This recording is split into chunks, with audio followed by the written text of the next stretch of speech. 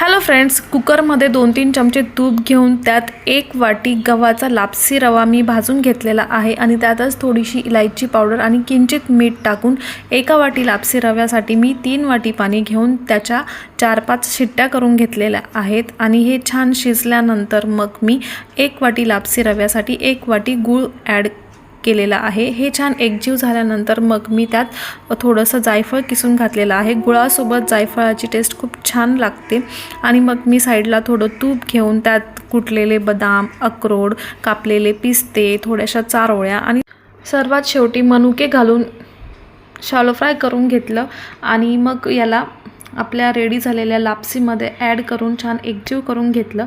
अशा प्रकारे आपली खानदेशात खाल्ली जाणारी, कानुल्यांसोबत खाल्ली जाणारी गव्हाची खीर किंवा लापसीची खीर रेडी आहे।